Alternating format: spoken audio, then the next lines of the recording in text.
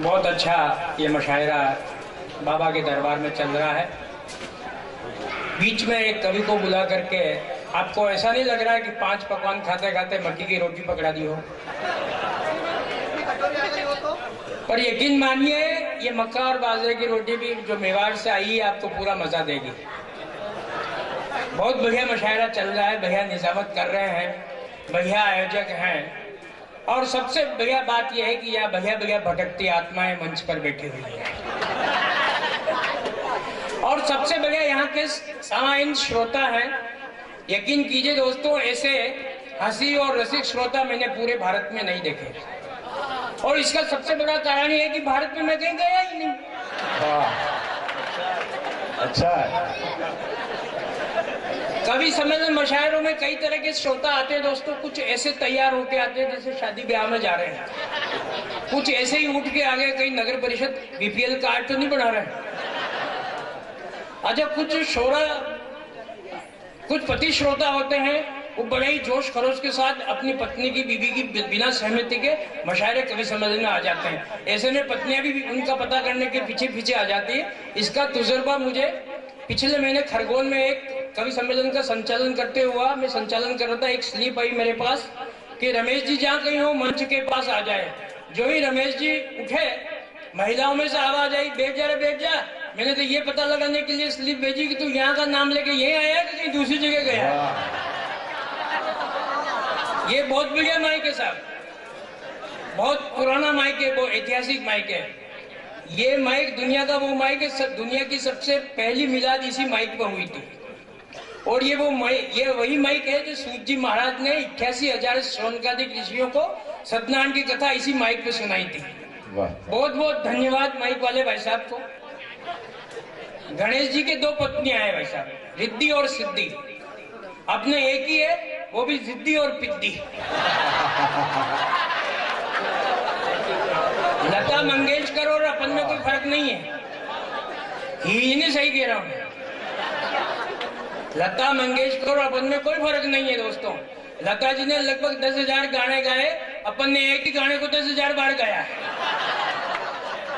अच्छा, फर्क तो देवबंदी साहब और मुझ में भी नहीं है, क्योंकि देवबंदी साहब एक मुशायरे के 25-30 हजार मांगते हैं, अपन भी इतना ही मांगते हैं। फर्क इतना सा है कि इनको दे देते, अपन को कोई देता नहीं है। आप यदि यही हाशी का दौर रखना चाहते हैं तो एक बार ताली बजा करके मुझे हुक्म करें कि आप हाशी सुनना चाहते हैं। मैं दोस्तों ऐसा यंत्र हूं कि मेरे पास हर विधा, हर तेवर, हर रस के मसाला है मेरे पास। मैं और जब देवबंदी साहब मंच पर विराजित हैं तो इनका आशीर्वाद, दुआएं मुझे मिल रही, तो मैं किसी मायने में कम नहीं होने वाला हूं। बाबा की दुआ में लेके आया हूं और आप सब सामीन श्रोताओं की दुआएं मेरे साथ है। मंच पे मैं अल्पसंख्यक कवि हूं, उस नाते भी आपकी दुआ और दाद मुझे ज्यादा चाहिए। एक बार या पशुपतिनाथ में भी दर्शन करने आया और 2 अंग्रेज भी आए थे। एक बार साहब नल पे पानी भर रहे थे, तो अंग्रेज ने पूछा हाउ आर यू। भाषा ने कहा हाउ तो कही है, तुर तो रही जो पर आई रही। समझ में आया तो जोरदार ताली बजाओ दोस्तों। क्योंकि कान का सौंदर्य बालियों से आता है, ससुराल का मजा सालियों से आता है। यो हाथ बांधे न बैठो मेरे जमा साथियों, मुशायरे का मजा तालियों से आता है। एक बार डाइस के सम्मान में जोरदार ताली बजाएं। मुझे एक हास्य कटपीस याद आ रहा, आप तक पहुंचाऊं दोस्तों। आठ साहब की कलाकारी, एक छोटी सी कविता आप तक पहुंचाना चाहता हूं। आठ साहब की कलाकारी देखिएगा कि एक दिन एक मास्टर जी अपने कुएं पे कॉपियां बांट रहे थे, यानी छात्रों की वार्षिक उत्तर पुस्तिकाएं जांच रहे थे। ठंडी मस्त हवा के चलने से मास्टर जी को नींद आ गई, उधर चुपचाप आके बकरियां सारी कॉपियां खा गई। अब मास्टर जी को नंबर देने की चिंता सताने लगी और सस्पेंड होने तक की नौबत जहन में आने लगी। तभी मास्टर जी ने आंकड़े भरने वाला कंप्यूटर चलाया और एक सुपर आइडिया उनके दिमाग में आया। सारी बकरियों को इकट्ठी करके बाड़े में डाल दी और छात्रों को नंबर देने की तरकीब निकाल दी। जो जो बकरियां मींगड़ियां करती गई, मास्टर जी हाथ में लेते रहे, मींगड़ियों को गिन गिन के छात्रों को नंबर देते रहे।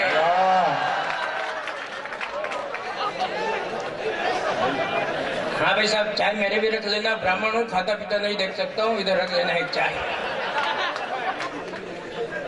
तो एक दोस्तों, आप सब जानते हो लगभग यहाँ पे कुछ कुंवारी मूर्तियां भी है, बाकी ज्यादातर शादीशुदा हैं, कि महिलाओं में अपनी तारीफ करने की बहुत बड़ी आदत होती है। हमेशा अपनी तारीफ की भी नहीं रखते। अपन गृहस्थी में, अपन सब गृहस्थी वाले हैं, अगर पतियों को पत्नियां ताना देती रहती है कि मैं जो तुमसे शादी नहीं करती तो तुम्हारा ये घर नहीं बनता, और मैं जो तुमसे शादी नहीं करती तुम्हारी नौकरी नहीं लगती, और बहुत सी पत्नियां तो यहाँ तक कह देती है कि मैं मुँह जो घर में नहीं आती थी और पूरा घर कुंवारो रहता हूँ, कितनी अपनी तारीफ में कहती है। तो मेरी बीवी भी, मेरी पत्नी भी एक दिन अपनी तारीफ करते हुए मुझसे बोली, देखिए मजा लीजिएगा दोस्तों, कि मेरी एकमात्र पत्नी मोरनी की तरह डोली, शर्ट का टूटा बटन लगाते हुए यूं बोली कि दुनिया में अगर हम औरतें नहीं होती तो कौन शर्ट के बटन लगाती, कौन पजामे में नाड़ा पिरोती। मैंने कहा भगवान ज्यादा इतना मत, दुनिया में अगर तुम औरतें नहीं होती फिर आदमियों को कपड़े पहनने की जरूरत ही नहीं होती। अरे वाह वाह वाह,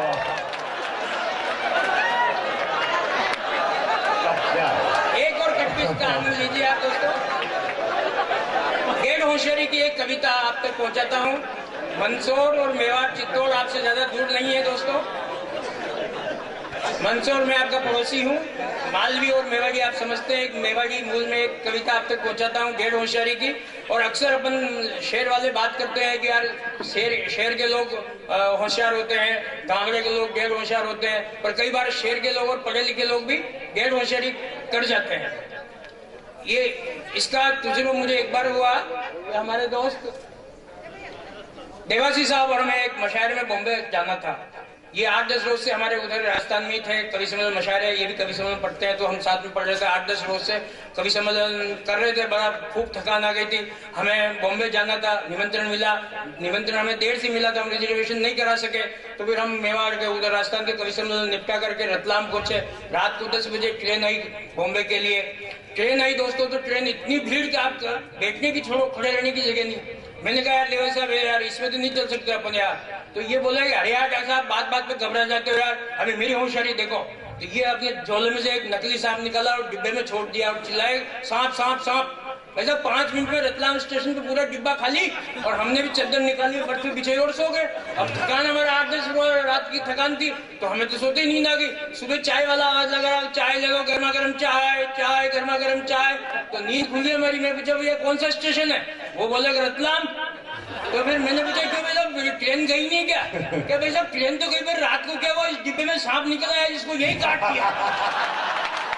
ये क्या होशियारी भाई साहब? तो डेढ़ होशियारी का एक कट पीस और आप सुनो, फिर मैं आपको गंभीर रचना एक सुना करके अंतर ध्यान होऊंगा। डेढ़ होशियारी कविता देखिएगा कि कुट्टी मशीन चलावे वास्ते, कुट्टी मशीन वो घास काटने वाली कुट्टी मशीन चलावा रे वास्ते बाप बेटा ने नट गयो, पण बेटो रामुनी वान्यो और बंडो हाथ मशीन में कट गयो। तो गांव रा सब लोग बंडी हाथा पूछवाना आया, सरपंच साहब पूछो थारो किसो हाथ मशीन में आयो रो भैया? माका उड़ावता दिखा रामू बोलियो मारो डामो हाथ मशीन में आयो। तो सब जना क्यों, या तो भगवान कृपा की थी थारा जीवना हाथ ने बचायो। ये होशियार रामू बोलियो कि भगवान की भाटा कृपा की थी, अरे या तो हमारी अमलदारी हुई थी, मैं काम में ली थी, हाथ तुम्हारा जीवना इस मशीन में आयो, और जीवना ने काटते खड़ा में डामो बचाई दी। तो ये डेढ़ होशियारी दोस्तों। बहुत बढ़िया कौमी एकता का माहौल। मुझे पहली बार दर्शन करने का, यहाँ बाबा के यहाँ हाजिरी देने का अवसर मिला। 4 पंक्तियां मैं आका हुजूर की शान में मंच की तरफ से और मेरी तरफ से इबादत के तौर पर पेश करना चाहता हूँ। और आप तमाम हजरात से ये अपेक्षा रखूंगा कि एक गैर मुस्लिम और शुद्ध ब्राह्मण और वो नाथद्वार से बिलोंग करने वाला इस्लाम के बारे में अगर थोड़ी बहुत समझ रखता है तो आप दाद और दुआ से मुझे नवाजिएगा। अर्ज करता हूँ कि इस्लाम के शबाब की पहचान है हुसैन। क्या कहना, वाह। इस्लाम के शबाब की पहचान है हुसैन, अरे वाह। हर दुखी इंसान पे मेहरबान है हुसैन। वाह। इस्लाम के शबाब की पहचान है हुसैन, हर दुखी इंसान पे मेहरबान है हुसैन। सुख चैन मांगूंगा वैभव भी उनसे, सुख चैन मांगूंगा वैभव भी उनसे, मैं पंडित हूँ उनका मेरे जजमान है हुसैन, मेरे जजमान है हुसैन। क्या कहना। और इसी तेवर की 4 मिसरे और नातिया के समाप्त कीजिएगा कि पंडित हूँ लाख गैर हूँ, और मुझे मेरा सौभाग्य है कि खुशनसीबी की आज मैं देवबंदी साहब के सानिध्य में मशायरा पढ़ने का मौका मिला है। और आप भी मेरी औकात नहीं कि ये पंक्तियां मैं पढ़ सकूं, आपके द्वारा मैं आका हुजूर तक पहुंचाना चाहता हूँ कि पंडित हूँ लाख गैर हूँ पर हुसैन का। पंडित हूँ लाख गैर हूँ पर हुसैन का, हे आरजू मेरी देख लूं मैं घर हुसैन का। पंडित हूँ लाख गैर हूँ पर हुसैन का, हे आरजू के देख लूं मैं घर हुसैन का। दावा तो सभी करते हैं मेरे हुसैन है।